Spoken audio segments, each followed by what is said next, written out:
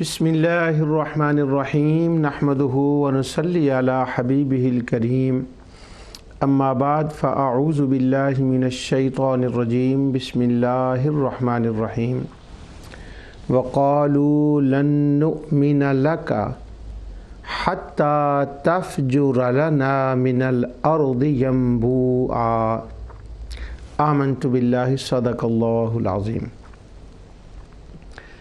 ناظرین، پروگرام ازالہ شبہات میں آپ کی خدمت میں حاضر ہوں۔ اللہ تعالیٰ کی رحمت، عنایت اور فضل و کرم سے مسئلہ توحید اور رد شرک پر میں نے تفصیل کے ساتھ گفتگو کی۔ عام طور پر جب میں پروگرام شروع کرتا ہوں تو یوں کہتا ہوں کہ توحید اور رد شرک پر گفتگو کر رہا ہوں۔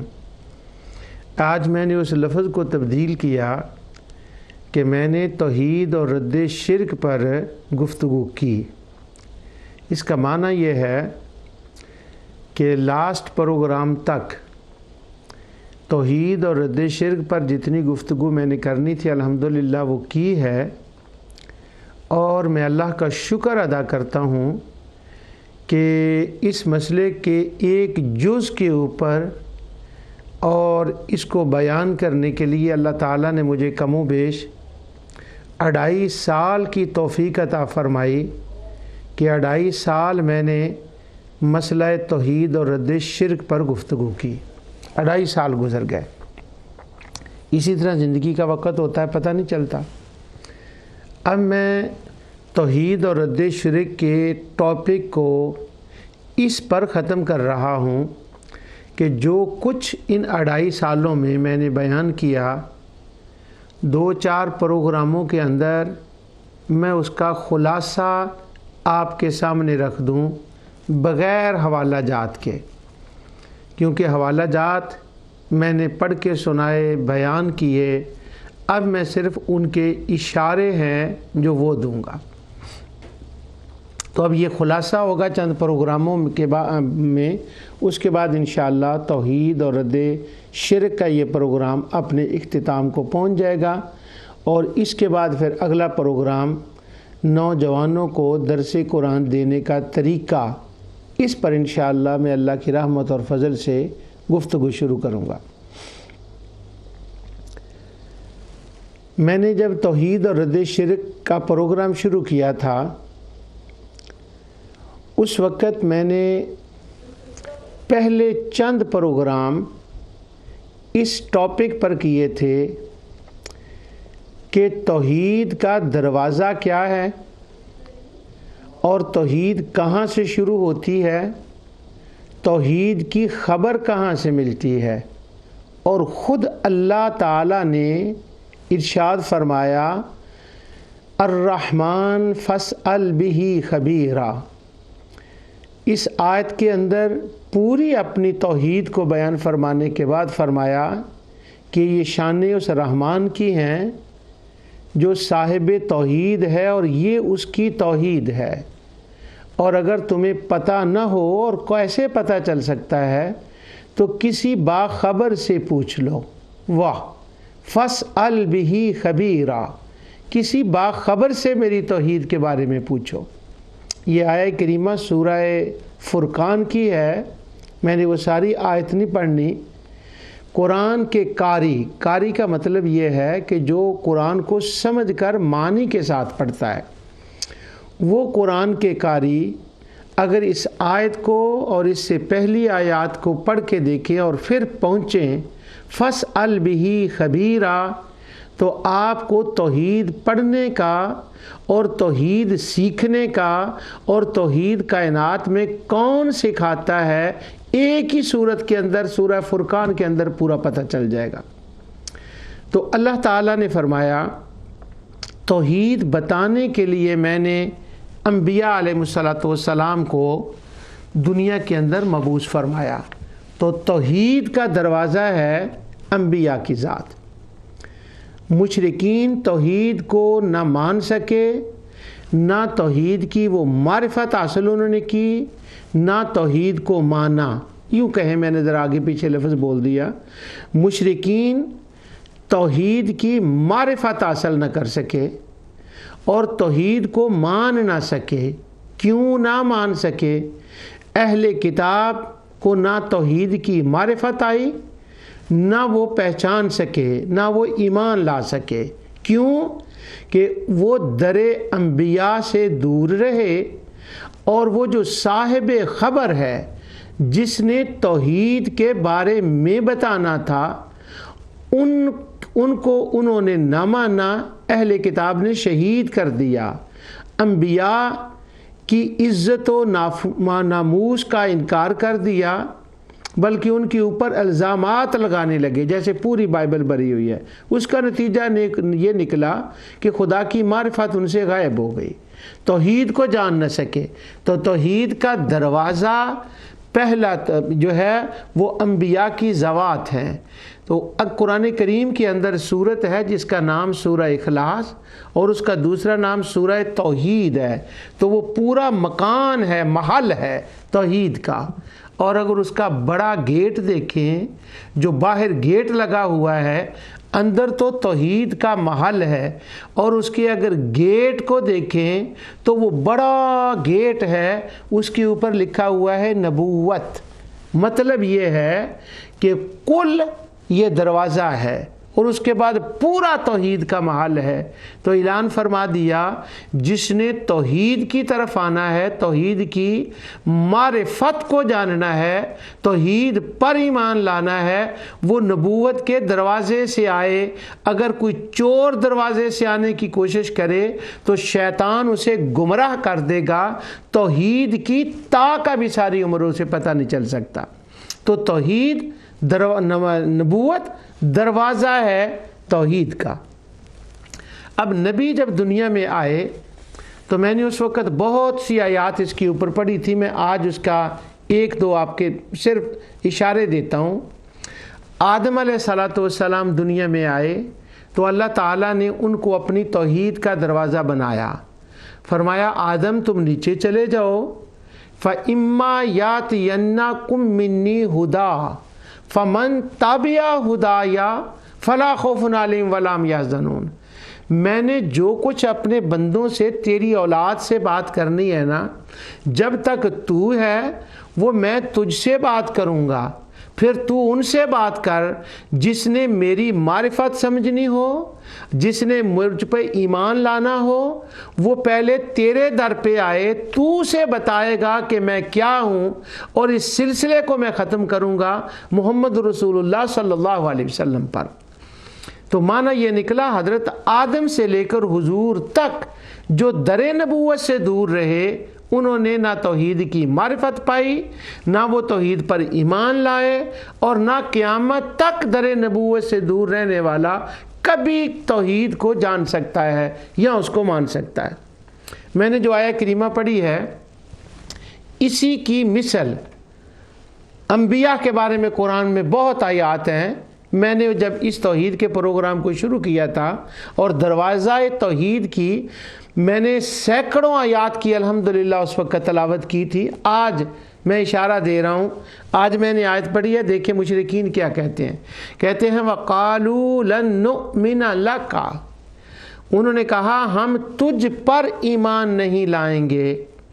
اب اگر وہ حضور کو پہلے مخبر صادق مانتے، حضور کی ذات کو مانتے، پھر وہ آپ کی بات کو مانتے، تو جو در نبوت سے دتکارا گیا، جو در نبوت سے دور چلا گیا، وہ توحید کی نہ معرفت اس کو آ سکتی ہے، نہ وہ توحید کو مان سکتا ہے، نہ اس کا ایمان ہو سکتا ہے۔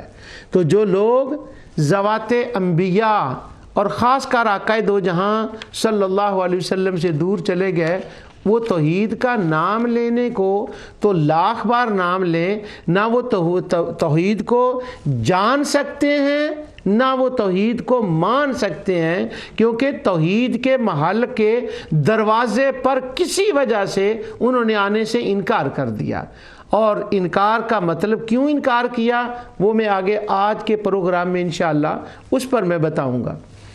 قرآن کریم کے اندر جن صورتوں میں تفصیل سے انبیاء کا ذکر آتا ہے، ان کو جب آپ پڑھیں تو ان کے اندر انبیاء کی توحید کی تقریریں ہیں۔ تو وہ انبیاء کہتے ہیں میری طرف آؤ، فَاتَّبِعْنِي أَهْدِكَ صِرَاطًا سَوِيًّا، آؤ میری طرف آؤ، میری اتباع کرو، فَاتَّبِعُونِي، میری اتباع کرو۔ جتنے بھی انبیاء ان کی یہی تقریر، میری طرف آؤ، میری طرف آؤ، میری طرف آؤ، میں تمہیں توحید بتاؤں گا اور میرے بغیر تمہیں توحید نہیں سمجھ آ سکتی۔ جتنی صورتیں جن میں انبیاء کا تفصیل سے ذکر ہے وہاں تو تفصیل سے آیا، اور جو چھوٹی صورتیں بھی ہیں، مثلا سب سے چھوٹی صورت اِنَّا أَعْطَيْنَاكَ الْكَوْثَرَ، اب یہاں دیکھیں بیان ہے آگے توحید کا، فَصَلِّ لِرَبِّكَ وَانْحَرْ میں توحید کا بیان ہے، لیکن شروع کہاں سے ہوا؟ یہ قرآن کی سب سے چھوٹی صورت ہے، اِنَّا أَعْطَيْنَاكَ، میں نے تجھے کثرت دی۔ اب اس کثرت کے اندر صرف حوض کوثر نہیں ہے، حوض کوثر تو اس کی آخری سٹیج ہے، وہ تو وہاں پر ہے، لیکن اس دنیا کے اندر اللہ تعالیٰ نے اپنی ذات کی، اپنی صفات کی وحی کے ذریعے جتنی معرفتیں عطا فرمائی ہیں وہ حضور کو پہلے دیں، اور حضور نے اس کو جو کثرت ہے اس کو تقسیم فرمایا، پھر وہ اس نتیجے پر پہنچے لوگ کہ فَصَلِّ لِرَبِّكَ وَانْحَرْ، نہ پھر انہوں نے کبھی کسی اور کی نماز پڑھی، نہ کسی اور کے لیے انہوں نے کبھی قربانی دی۔ تو یہ دیکھیں قرآن کی بڑی صورت سے لے کر، بڑی صورتوں سے لے کر چھوٹی صورت تک توحید کے لیے پہلے دروازہ نبوت ہے، اور جو لوگ اس دروازے پہ نہ آئے وہ توحید کو کبھی نہیں سمجھ سکتے۔ نبی کیوں آتا ہے؟ میں نے پچھلے پروگراموں میں بتایا، نبی ایک مقام، نبوت کا مطلب، نبی کا معنی ہوتا ہے ایک بلند مقام پہ کھڑا ہو اور وہ ایسے حقائق کو دیکھے، ایسی چیزوں کو دیکھے جو خدا کی ذات پر دلالت کرتی ہیں پردہ غیب کے اندر، جو خدا کی صفات پر دلالت کرتی ہیں پردہ غیب کے اندر، پھر وہ عالم ظاہر کو دیکھے بلند مقام پہ کھڑا ہو کر، ان تمام چیزوں کو جو اس کی ذات پر دلالت کرتی ہیں، اس کی صفات پر دلالت کرتی ہیں، وہ نبی پہلے خود ان کو جانتا سمجھتا ہے، اس کو مانتا ہے، اور اللہ سبحانہ و تعالی اپنے خصوصی کرم سے اس نبی کو مشاہدہ کرا دیتا ہے عالم غیب کا اور عالم ظاہر کا۔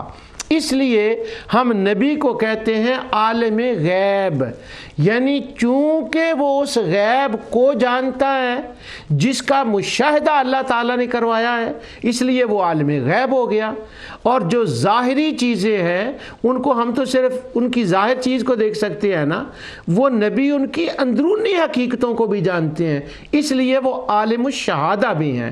تو وہ نبی عالم غیب اور عالم الشہادہ ہوتا ہے۔ اب جو عالم غیب کی خبریں ہیں وہ نبی دے گا، نبی نے دی۔ عالم غیب کی کیا خبر ہے؟ کہ اللہ کی ذات ایک ہے، اس کی کوئی اولاد، کوئی بیوی، کوئی بچے نہیں ہیں، عالم غیب کی خبر۔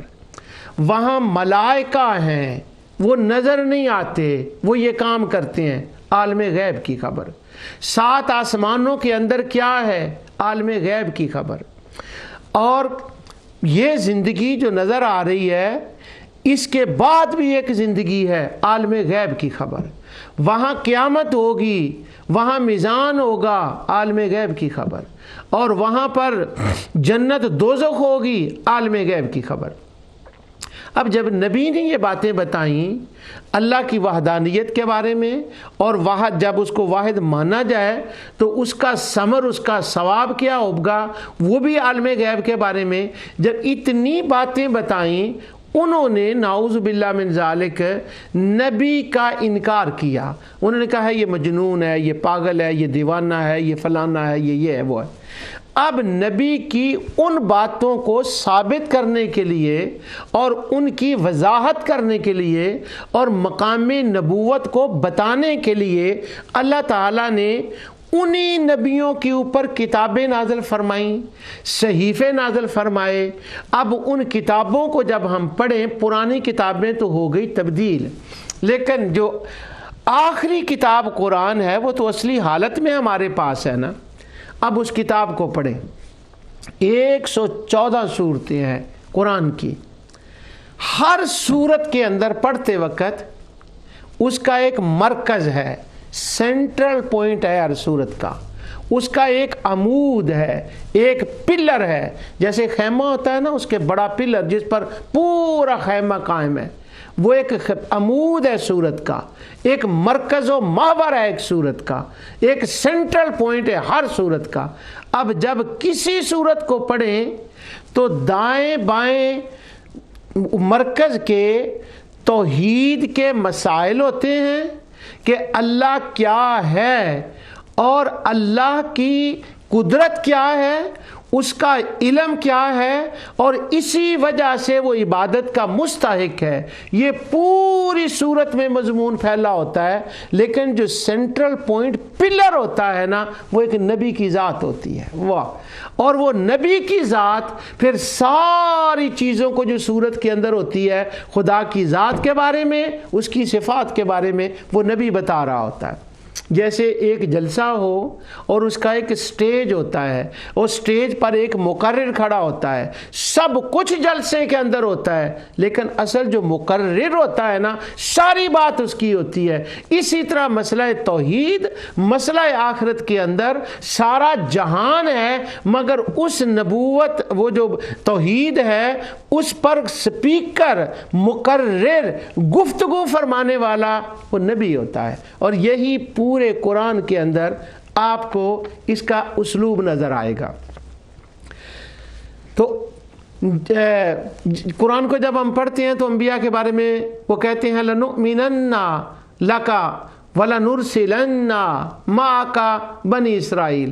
فرعون جیسا بندہ موسیٰ علیہ السلام سے کہتا ہے کہ اگر تو یہ کر دے نا تو ہم تجھ پر ایمان لائیں گے، تجھ پر ایمان لائیں گے۔ اب حضرت موسیٰ علیہ السلام اور ہارون علیہ السلام اتنے سال اس کے پاس جاتے رہے اور اپنی نبوت کی باتیں اتنی اس کو بتائیں کہ فرعون جیسا موٹے دماغ کا بندہ، بدترین پاگل ترین انسان کو بھی اس بات کی سمجھ آ گئی کہ جب تک نبی کو نہ مانا جائے اس وقت تک اللہ کو نہیں مانا جاتا، وہ قبول نہیں کرتا۔ تو اس نے بھی یہ کہا کہ اگر یہ ہو جائے نا تو لَنُؤْمِنَنَّ، دیکھیں تاکیدیں کتنی ہیں، لَنُؤْمِنَنَّ، ہم تجھ پر ایمان لائیں گے۔ حالانکہ موسیٰ علیہ السلام کی دعوت اصل تو یہ تھی نا کہ جو میں یہ خبریں دے رہا ہوں خداوند کی ذات کے بارے میں، اس کی صفات کے بارے میں، ان پر ایمان لاؤ، لیکن اصل تو ایمان اس پر تھا، یہ تو نمائندے تھے، مگر وہ کہہ رہا تجھ پر ایمان لائیں گے۔ تو اس کا مطلب یہ ہوا کہ نبی کی ذات سینٹرل پوائنٹ ہوتا ہے وہ وہاں پر۔ اب توحید پر پہنچنے کے لیے دو باتیں، توحید کو سمجھنے کے لیے دو باتیں ہوں گی، ایک ہوگی نبی کی ذات، ایک ہوگی نبی کی بات۔ جب میں نے وہ آیات پڑھی تھی تو میں نے قرآن کریم کے مختلف مقام سے بہی کی آیتیں اکٹھی کی تھیں، بہی اس کے اوپر، یہ پروگرام کی ابتدا میں وہ ساری آیات ہیں بہی کے اوپر، کہ بہی کا مطلب یہ ہے کہ وہ کہتے تھے ہم اس بات کا انکار کرتے ہیں، اس چیز کا انکار کرتے ہیں جو تو لایا ہے۔ تو پہلے وہ نبوت کا انکار کرتے تھے، نبی کی ذات کا، پھر اس کی بات کا انکار کرتے تھے، اور جو ایمان لائے انہوں نے پہلے نبی کی ذات کا اقرار کیا، پھر نبی کی بات کا اقرار کیا۔ لوگ کہتے ہیں نبی کی بات تو ٹھیک ہے، نبی کی ذات ٹھیک نہیں کہ زیادہ اس کو مانا جائے، اس کا ادب کیا جائے، احترام کیا جائے۔ یہی تو وہ شبہ ہے جس نے بیڑا غرق کر کے رکھ دیا، یہی تو وہ شبہ ہے جو توحید کے فہم سے لوگوں کو دور لے گیا، یہی تو وہ شیطانی وسوسہ اور خیال ہے کہ جس نے انسان کو غافل کر دیا اور ایک گندی دلدل کے اندر اس کو نیچے پھینک دیا، وہ دستہ ہی چلا گیا، وہ توحید سے دور ہی ہوتا چلا گیا۔ نبی توحید کا اللہ کی ذات اور اس کی صفات کا سفیر ہوتا ہے، وہ بتاتا ہے کہ میں کیا ہوں، میں اللہ کا نبی ہوں اور مجھے مانو۔ ذات کے بارے میں تو وہ بتاتا ہے یہ عقلوں سے ماورا ہے، باقی رہ گی صفات، اس کے بارے میں پھر وہ بتاتا ہے نبی، فرماتا ہے نبی کہ اس کا علم یہ ہے، اس کی قدرت یہ ہے، اس علم و قدرت کی وجہ سے وہی مستحق ہے کہ تمہارے دل کے اندر کیفیتیں پیدا ہوں اس کے آگے جھکنے کی، ظاہری طور پہ بھی جھکو اور باطنی طور پر بھی جھکو۔ اب وہ جو نبی کی ذات ہوتی ہے، پہلی اس کی شخصیت یہ ہوتی ہے کہ نبی کی ذات، اب نبی کی ذات کے قریب اللہ سبحانہ و تعالیٰ لانا چاہتا ہے لوگوں کو کہ یہ دروازہ ہے میری توحید کا۔ نبی کی ذات پہلی بات یہ ہے کہ اس کا بچپن بے داغ ہوتا ہے، اس کی جوانی بے داغ ہوتی ہے، اور اعلان نبوت سے قبل وہ لوگوں کے ساتھ ہمدردانہ رویہ ہوتا ہے، وہ لوگوں کی آنکھوں کا تارا ہوتا ہے۔ اگر انبیاء کے پڑھیں، جب ہم انبیاء کے واقعہ، میں کہنے لگا تھا اگر پڑھیں، اگر کیوں پڑھیں، اور ہم پڑھتے ہیں، جب ہم قرآن کریم میں انبیاء کے واقعات پڑھتے ہیں تو ان کی قومیں نبیوں کو پتہ کیا کہتی ہیں؟ کہتے ہیں تو بڑا ہونہار تھا، تو بڑا ذہین تھا، تو اس سے تو ہمیں بڑی توقعات تھیں، یہ تو نے کیا بات کر دی۔ ان آیتوں سے ثابت ہوتا ہے نبی کا بچپن بھی بے داغ ہوتا ہے، نبی کی جوانی بھی بے داغ ہوتی ہے، نبی کا بڑھاپا بھی بے داغ ہوتا ہے، تو نبی بس نبی ہوتا ہے۔ اس سے بڑا کیا لفظ ہے جو اللہ سبحانہ و تعالیٰ نے خود بیان فرمایا، اور میں اس کی تفصیل میں نہیں جا سکتا اس وقت۔ اب نبی پہلی شخصیت یوں ہو گئی، اس کی ہمدردی کی وجہ سے، اور وہ جو بے لوث لوگوں سے محبت فرماتے ہیں، وہ جو بے لوث لوگوں کی خدمت کرتے ہیں، اس کی وجہ سے وہ نبی اپنی قوم، اپنے علاقے لوگوں کا ویسے ہی تارا بن جاتا ہے۔ اس بخاری کی حدیث کو، پہلی امام بخاری جو حدیث لائے ہیں کتاب الوحی کے اندر، اب میں اہل علم کے لیے ایک چلتے چلتے ٹولہ مار دوں، پہلی حدیث جو امام بخاری لائے ہیں باب الوحی میں، بس اتنی بات ہے۔ اب میں آگے چلتا ہوں، وہ دیکھنے کے قابل ہے۔ اچھا، اس حدیث کے اندر، پہلی کے بعد والی حدیث کے اندر یہ تفصیل ہے کہ جب آقا دو جہاں صلی اللہ علیہ وسلم پر وحی آئی تو ام المومنین خدیجۃ الکبریٰ رضی اللہ تعالیٰ نے جو کامنٹس دیے تھے حضور نبی کریم صلی اللہ علیہ وسلم پر، وہ یہی تھے کہ وہ نبی کی ذات کے ساتھ پورے حجاز کو، جہاں تک لوگ ان کو جانتے تھے، وہ دل کے اندر ایک محبت تھی، وہ ان کی جوانی کو جانتے تھے، ان کے بچپن کو جانتے تھے، تو وہ نبی تو ان کی آنکھوں کا تارا بن گیا تھا، اور ان کی وہ بے لوث محبت، بے لوث خدمت، اس کا ذکر ام المومنین خدیجۃ الکبریٰ رضی اللہ تعالیٰ عنہا نے اس روایت میں کیا ہے، اور باقی بھی حضور کی زندگی ہمیں اس کے بارے میں پتہ ہے۔ عرض میں یہ کرنا چاہتا ہوں کہ اب یہ دیکھیں پریپریشن کیسے تیار ہوتی ہے۔ اللہ تعالیٰ پہلے کسی کو چوز فرماتا ہے، پھر اس کی حفاظت فرماتا ہے، اور حفاظت فرماتے فرماتے جب وہ اس مقام پر پہنچتا ہے، لوگ اس کے پیچھے ہوتے ہیں، اس کی شخصیت کو، تو یعنی ایک نیچرلی پیار ہو جاتا ہے نبی کے ساتھ۔ ہاں، نبی کے ساتھ دشمنی تو اس وقت ہوتی ہے جب وہ ان کو روکتا ٹوکتا ہے کہ یہ غلط ہے، وہ تو دوسرا سٹیج ہے، لیکن ابتدا میں نبی کے ساتھ ایک تعلق ہو جاتا ہے۔ پھر اس کے بعد جو دشمن ہوتے ہیں وہ تو الگ رہ گیا معاملہ، جو ماننے والے ہیں، جنہوں نے رسول کے در پہ آ پر حضور کو، ذات کو مانا، انبیاء کی ذات کو، پھر ان کی بات کو مانا، پھر کیا ہوتا ہے؟ پھر ان کے سامنے ایک تو وہ پرانی بے لوث جو مخلوق سے محبت کرتے ہیں وہ بھی ہوتی ہے، اور پھر یہی نبی ان سے زیادہ محبت کرنے لگتے ہیں۔ اب قرآن میں جب حضور کا ذکر آتا ہے تو اللہ تعالیٰ فرماتا ہے میرے حبیب اپنے رحمت کے پروں کے نیچے اپنی امت کو چھپائے رکھا کرو۔ واہ! تو جب وہ چھپتے ہیں رحمت کے پروں کے نیچے، نبی کے قریب آتے ہیں، ان کو نبی کا مزید اخلاق دیکھنے کا موقع ملتا ہے، تو ایک تو پہلے نیچرلی محبت تھی، اب کلمہ پڑھنے کے بعد مزید اخلاق دیکھا، اور وہ بے لوث مزید محبت دیکھی، اب نبی کے ساتھ اور زیادہ پیار بڑھ گیا۔ اب اس کے بعد ایک سٹیج پھر آئی، وہی نبی، اس پر وحی نازل ہو رہی ہے، اور اس وحی کے اندر اللہ سبحانہ و تعالیٰ نے حضور علیہ الصلوۃ والسلام کا یا دیگر انبیاء کا وہ مقام بیان فرمایا کہ ان کو میرے ساتھ قرب کتنا ہے اور میرے رستے میں اب تک انہوں نے مصیبتیں کیا جی لی ہیں، دیکھو تمہاری خاطر اس نے کیا کیا ہے۔ تو جس کو کہتے ہیں نا کہ جو محبت کرنے کے لیے جذبے پیدا ہوتے ہیں نا فطرتی طور پر انسان کے اندر، اب ابتدا سے لے کر یہاں تک اگر دیکھیں تو دیکھیں کیسے جذبے ابھر رہے ہیں۔ بلاؤس محبت ہے نبی کی مخلوق سے، نبی سے محبت کا جذبہ ہو گیا۔ وہ خدا خود بیان فرماتا ہے اس کا میرے نزدیک مقام کیا ہے، اور جذبہ پیدا ہو گیا۔ پھر وہ نبی ان لوگوں سے پیار فرماتا ہے اور جذبہ پیدا ہو گیا۔ اس کے بعد پھر یہ کہ وہ امت سے کتنی محبت کرتا ہے اور محبت کا جذبہ پیدا ہو گیا۔ ارے دشمنوں سے کتنی محبت کرتا ہے وہ۔ قرآن کریم کو جب ہم پڑھتے ہیں تو آقا دو جہاں صلی اللہ علیہ وسلم کے بارے میں اللہ وحدہ لا شریک فرماتا ہے فَلَعَلَّكَ لَعَلَّ يُؤْمِنُونَ فَلَعَلَّكَ بِنَفْسِ لَا يُؤْمِنُونَ، وہ سورہ طاسین حامیم میں آتا ہے کہ اے میرے حبیب یہ جو لوگ لَعَلَّكَ بَاخِعٌ نَفْسَكَ أَلَّا يَكُونُوا مُؤْمِنِينَ۔ اللہ الحمدللہ وہ آیت سامنے آ گئی میرے۔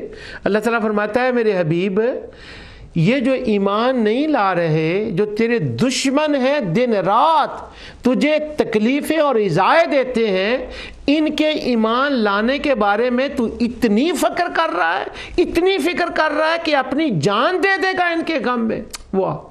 اب صحابہ جب یہ عمل دیکھتے ہیں حضور کے بارے میں کہ وہ دشمنوں کے ساتھ یہ حسن سلوک، یہ کمال، تو حضور کے ساتھ اور محبت ہو گئی۔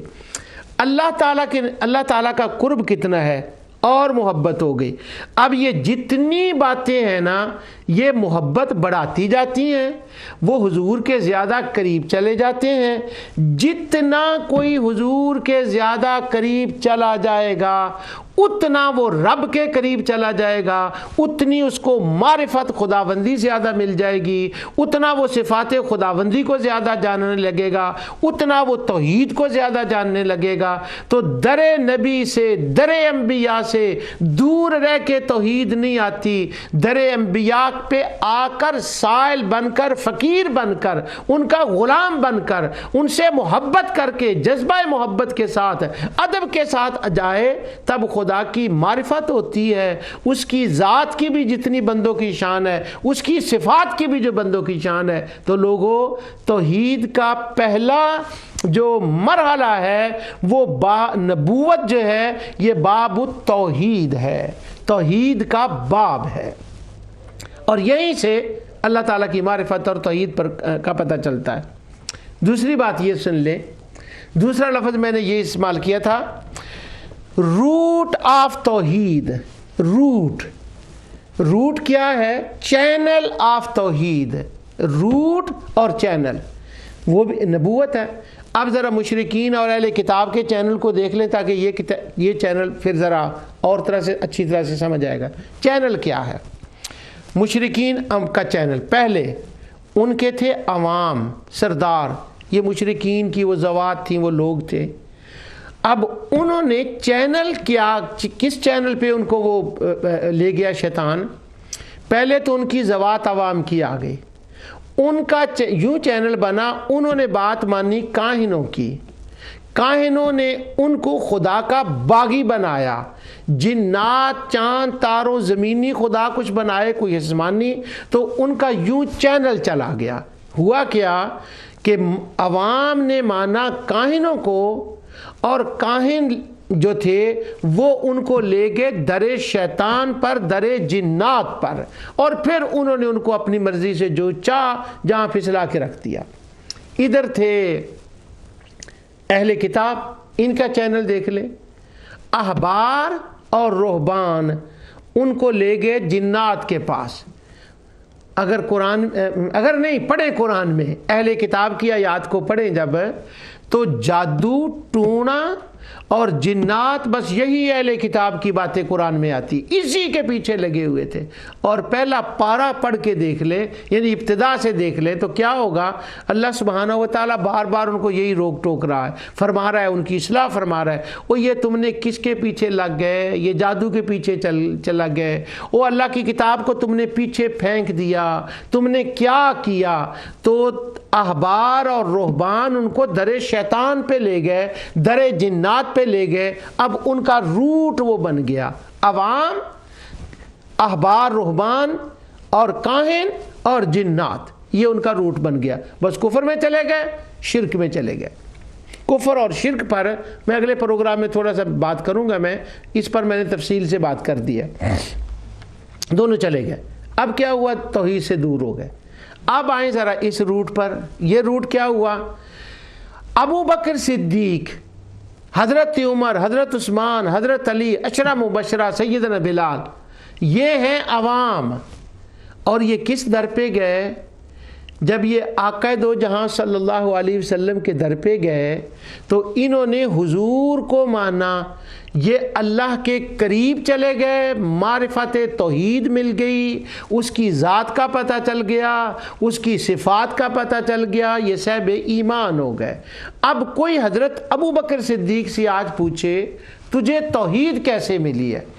اپنی عقل سے، حواس خمسہ سے، یا تو نے کو 2-4 آیتیں پڑھی تھیں تو وہ اپنی انگلی اٹھا کے گواہی دیں گے مجھے توحید محمد عربی صلی اللہ علیہ وسلم سے ملی ہے، تمام صحابہ کو۔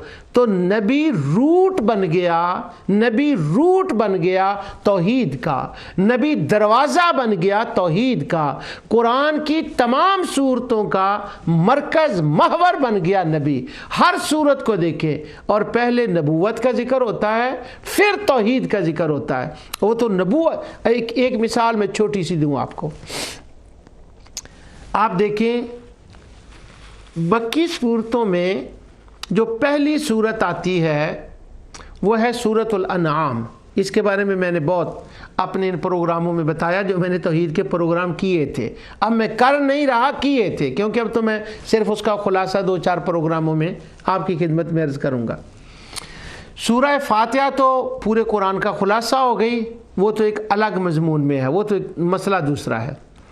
اس کے بعد سورہ انعام، یہ پہلی صورت ہے جس کے اندر بڑی تفصیل سے توحید کا ذکر ہے، توحید والا کیا ہے اور توحید تک پہنچنے کا روٹ کیا ہے، اور مشرکین نے کس طرح کاہن و جنات کو مانا اور ان کے کہنے پر کس کس کو خدا مانا، اور پھر ان خداؤں کے ساتھ ان کا عقیدہ کیا تھا، ان کا نظریہ کیا تھا، اور ان خداؤں کے لیے وہ کیا کیا کرتے تھے۔ یہ ساری باتیں سورہ انعام میں۔ اب سورہ انعام کو ذرا دیکھیں۔ نبوت پہلے، توحید بعد میں۔ نبوت دروازہ ہے توحید کے محل کا، نبوت روٹ ہے۔ اور دیکھیں ذرا سورۃ البقرہ، اہل کتاب کے لیے مدنی صورت، پوری صورت میں نبوت کا ذکر۔ اور یہ میں قرآن کے قاریوں کے لیے اشارہ کر دوں کہ وہاں جو غلبہ ہے نا سورہ بقرہ کے اندر، وہ غلبہ ہے یہود کا۔ ضمناً عیسائی بھی ساتھ آئے ہیں اور مسلمانوں کے لیے بھی ہدایات ہیں، ظاہر ہے، لیکن اصلاً ذالک الکتاب، ذالک الکتاب، یہاں سے وہ مضمون شروع ہوتا ہے۔ تو اہل کتاب یہود اور نصارہ، لیکن مسئلہ زیر بحث نبوت، مرکز و محور پوری بقرہ میں نبوت۔ اس کے بعد آل عمران، پھر میں قرآن کے قاریوں کے لیے اشارہ عرض کرتا ہوں بچوں کے لیے، وہ یہ کہ آل عمران کا اصل مرکز عیسائی، اصل مخاطب عیسائی، بقرہ کا اصل مخاطب یہود، ضمناً وہ، اور یہاں اصل مخاطب عیسائی اور ضمناً یہودی۔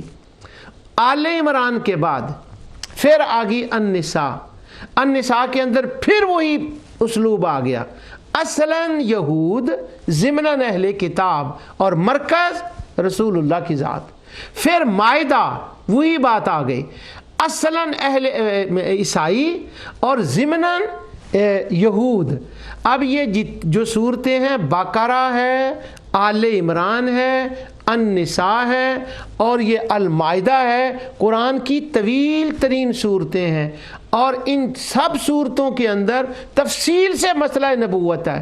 اب بڑی بڑی صورتوں میں نبوت کا مقام بیان کرنے کے بعد ترتیب قرآن کے مطابق پھر سورہ انعام آئی ہے، عروجی ترتیب بتایا۔ اشارہ اس میں یہ ہے کہ دیکھو میں نے نبیوں کے مقام کو کتنا بیان کیا ہے، کتنی صورتوں میں، پھر میں نے اپنی توحید کے لیے تمہیں صورت بڑی دی ہے۔ نبی کو پہلے پہچانو، نبی کو پہلے مانو، مقام نبوت کو پہلے جانو پہچانو، کیونکہ یہ میری توحید کے محل کا دروازہ ہے، یہ میری طرف آنے والا روٹ ہے۔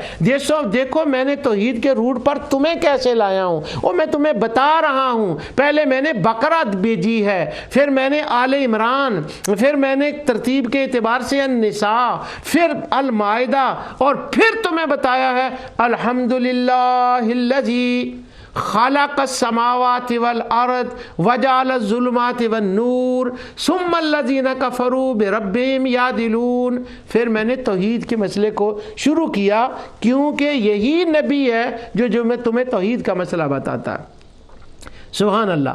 اب انبیاء کے تشریف لے جانے کے بعد ہمارا جو چینل بنا، وہ چینل یوں بنا: اولیاء، انبیاء اور معرفت خداوندی۔ اور جب معرفت خداوندی ہو جائے، معرفت کے بعد بندے کے اندر جذبہ پیدا ہوتا ہے کہ میں اب اس کی عبادت کروں، بلکہ دوسرے کی عبادت کا تصور بھی نہیں آ سکتا۔ اب عبادت کیا ہوتی ہے، اس پر تو میں نے اللہ کی رحمت سے بڑا، جب میں توحید بیان کی تھی، اب میں سب ماضی کے سیکھوں سے کہہ رہا ہوں، جب میں توحید بیان کر رہا تھا اس وقت میں نے اس کے اوپر وہ ساری باتیں کی تھی۔ اب ہوا مسئلہ یہ، توحید نبوت کے ذریعے سے ہے۔ اب کچھ لوگ توحید کہنے لگے، مسئلہ توحید کو انہوں نے نہ سمجھا۔ سبب کیا ہوا؟ اب میں اس بات کی طرف آتا ہوں۔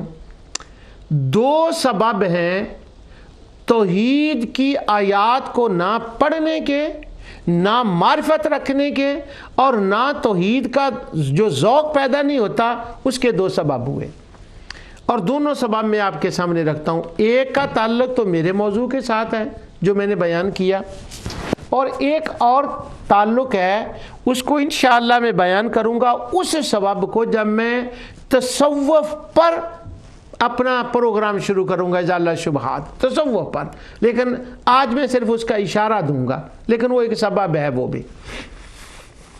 اب جتنی میں نے گفتگو کی، اس سے پتہ چلا کہ نبوت دروازہ ہے توحید کے محل کا، اور نبوت روٹ ہے، اور اولیاء اس کا پہلے چھوٹے روٹ ہیں۔ جیسے موٹر وے ہوتا ہے نا، موٹر وے جانے کے لیے پہلے چھوٹے روٹ ہوتے ہیں جو ملاتے ہیں، اور یہ میں اپنی طرف سے نہیں کہہ رہا، سورہ مائدہ کے اندر یہی اس کی تفصیل بیان کی گئی ہے۔ اللہ سبحانہ و تعالیٰ فرماتا ہے سبل السلام، یہ چھوٹی چھوٹی پک ڈنڈیاں، یہ جو چھوٹے روٹ ہیں، یہ تمہیں ملاتے ہیں کہیں، یخرجہم من الظلمات الی النور باذن ویہدیہم الی صراط مستقیم۔ یہ جو اولیاء اللہ کے راستے ہیں نا، صالحین کے، یہ تمہیں لے جاتے ہیں صراط مستقیم پر۔ اور صراط مستقیم کیا ہوتا ہے؟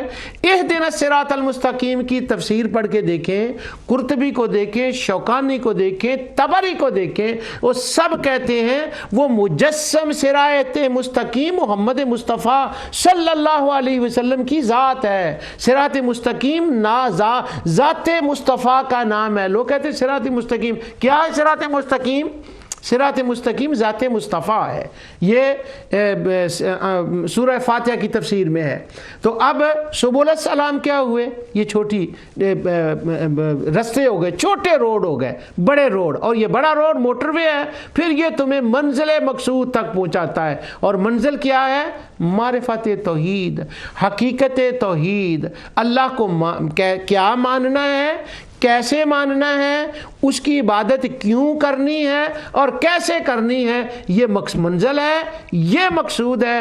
یہاں تک پہلے اولیاء لاتے ہیں، پھر نبی کے در پر، اور نبی پھر وہاں لے جاتے ہیں۔ اب ایک مسئلہ بڑا عجیب ہوا، جو لوگ اس سے دور چلے گئے، بلکہ توحید کے ساتھ ہے وہ نبی کا نام لینا گوارا نہیں کرتے، کہتے ہیں نا نا نا، سنت نبی کی جو سنت ہے نا اس پہ چلو، لیکن نبی کا نام نہیں۔ اتنا لیتے ہیں، بسم اللہ الرحمن الرحیم، اتنا نام لیتے ہیں۔ وہ نبی ہیں، ان پر وہی آئی تھی نا، وہی آئی تھی نا ان پر، وہی کے ذریعے بتا، بس اتنے گزر گئے یہاں سے سنت۔ پچھلے دنوں ہمارے شہر میں ایک چیریٹی پروگرام ہوا، انہوں نے چیریٹی اکٹھی کرنے کے لیے امریکہ سے ایک بندہ بلایا، اس کو ٹکٹ دی، اور وہ ساؤتھ تھا، افریقہ کا رہنے والا، وہ دوسرے بلالی بھائی، وہ بلالی تھا۔